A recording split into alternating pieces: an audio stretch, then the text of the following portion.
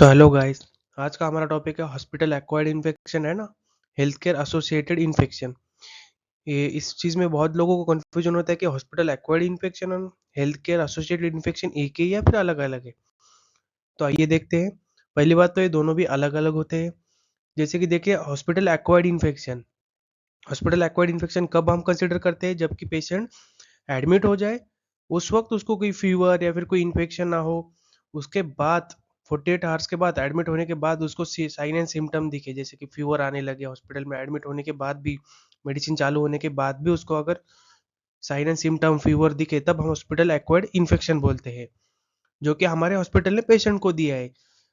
For example कैसे दिया होगा, किसी भी पेशेंट को हमने कैथेटर, कोई भी कैथेटर, सेंट्रल लाइन का जो भी कैथेटर हो या फिर यूरिनरी कैथेटर हो, अगर वो हमने इंट्रोड्यूस किया पेशेंट के बॉडी में, और उसके बाद 48 आवर्स के बाद उसको फीवर आने लगे, उसका कल्चर पॉजिटिव आने लगे, तो इसको हम क्या कंसिडर करते हैं, हॉस्पिटल एक्वायर्ड इन्फेक्शंस। जैसे पहला पॉइंट है, infection that happen only inside the hospital, hospital में ही होगा, बाहर का है पेशेंट तो हॉस्पिटल का और पेशेंट का कोई रिलेशन नहीं होता है हॉस्पिटल एक्वायर्ड इन्फेक्शन के बारे में।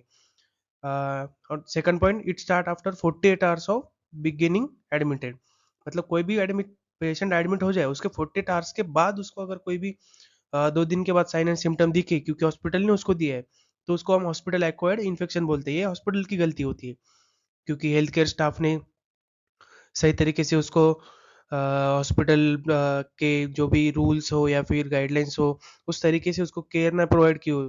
किस तरह के गाइडलाइन, जैसे असेप्टिक टेक्निक हो वो फॉलो नहीं की हो, हैंड हाइजीन फॉलो नहीं की हो, जो चेकलिस्ट हम फील करते हो प्रॉपर तरीके से नहीं किया हो, उस तरीके से सीक्वेंसली उसको केयर नहीं दी हो, तो उसको हॉस्पिटल एक्वायर्ड इन्फेक्शन हो सकता है। And third one, the person was not infected when they came. कभी भी कोई भी पेशेंट होता है, वो जब एडमिट होता है उसी वक्त दिखता है कि उसको कोई भी कैथेटर नहीं था, या फिर उसको फीवर नहीं था ज़्यादातर, या फिर कोई कल्चर उसका पॉजिटिव नहीं था, बस एक कोई तो माइल्ड सर्जरी हो, या फिर कोई फ्रैक्चर हो, माइक्रोटिल इन्फेक्शन हो, हार्ट अटैक, ऐसा पेशेंट कोई भी आए, उसको तो ये चीज़ें नहीं होती, पर हम आने के बाद उसको कैथेटर लगाते हैं या फिर और कोई भी डिवाइस इंट्रोड्यूस करते हैं, तो उसके बाद उसको फीवर आने लगता है। कब आने लगता है, 48 आवर्स के बाद, 2 दिन के बाद, तो हम उसको बोलेंगे हॉस्पिटल एक्वायर्ड इन्फेक्शन, हमारे हॉस्पिटल ने दिया है उसको।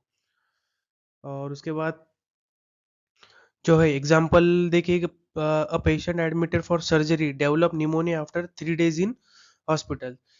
तो अगर कोई भी पेशेंट एडमिट हो गया, उस वक्त उसको वेंटिलेटर नहीं लगाया, या फिर कोई भी उसको रेस्पिरेटरी में कोई प्रॉब्लम नहीं था, पर हमने आने के बाद उसको अगर अनफॉर्चुनेटली उसको वेंटिलेटर पे ले लिया, वेंटिलेटर लगाने के बाद उसको 2 दिन के बाद क्या हो, वैप हुआ, मतलब वेंटिलेटेड एसोसिएटेड निमोनिया हो गया। तो ये किसकी गलती है, ये हमारी गलती है, क्योंकि हमने वेंटिलेटर लगाया है और हमने उसकी सही तरीके से केयर नहीं ली है, असेप्टिक कंडीशन फॉलो नहीं की है, सक्शन नहीं किया प्रॉपरली, तो उसको क्या हो गया, निमोनिया हो गया। तो ये किसकी गलती है, हॉस्पिटल्स की।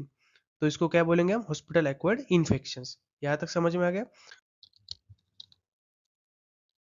अब देखते हैं, जैसे कि हॉस्पिटल एक्वायर्ड इन्फेक्शन हो गया। अब देखिए हेल्थ केयर एसोसिएटेड इन्फेक्शन, ये क्या होता है, हॉस्पिटल एक्वायर्ड से इन्फेक्शन से अलग क्यों होता है। जैसे कि health care associated infection, hospital में कोई भी पेशेंट आके उसको 48 आवर्स में फीवर आ गया, तो उसको हम हॉस्पिटल एक्वायर्ड इन्फेक्शन बोलते हैं। और हेल्थ केयर एसोसिएटेड इन्फेक्शन ये कहीं पे भी हो सकता है, जैसे कि infection that happened anywhere health care in given, जैसे कि infection that happened anywhere health care is given, not only in hospitals.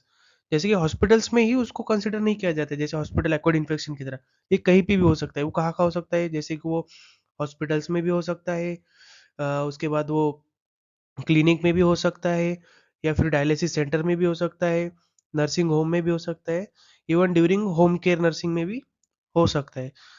तो वही बात है, जैसे कि हॉस्पिटल एक्वायर्ड इन्फेक्शन वो सिर्फ हॉस्पिटल्स में ही होगा, हॉस्पिटल्स में पेशेंट एडमिट होने के बाद ही होगा, उसको हम हॉस्पिटल एक्वायर्ड इन्फेक्शन बोलते हैं। और हेल्थ केयर एसोसिएटेड इन्फेक्शन जो होता है, उसको हम क्या बोलते हैं, कि वो कहीं पे भी हो सकता है, जैसे कि हॉस्पिटल्स में भी हो सकता है, या फिर क्लिनिक में भी हो सकता है, या फिर डायलिसिस सेंटर्स में भी हो सकता है, या फिर नर्सिंग होम में भी हो सकता है, sorry, even during home care nursing में भी हो सकता है, जैसे कि कहीं पे भी बाहर उसको अगर हम हॉस्पिटल से बाहर कोई भी थोड़े क्लिनिक होते हैं छोटे-छोटे, वहाँ पे भी अगर हम उसको कोई केयर देते हैं, तभी भी कोई इन्फेक्शन हो सकता है, वो होता है। तो ये हेल्थ केयर एसोसिएटेड है, मतलब जहाँ पे भी पेशेंट्स को कोई भी केयर दी जाती है, क्या हॉस्पिटल छोड़ के, यार हॉस्पिटल भी हो सकता है, हॉस्पिटल छोड़ के भी, जैसे क्लिनिक, डायलिसिस, नर्सिंग होम और कहीं पे भी हो, वहाँ पे अगर कोई इन्फेक्शन होता है तो उसको हम हेल्थ केयर एसोसिएटेड इन्फेक्शन बोलते हैं।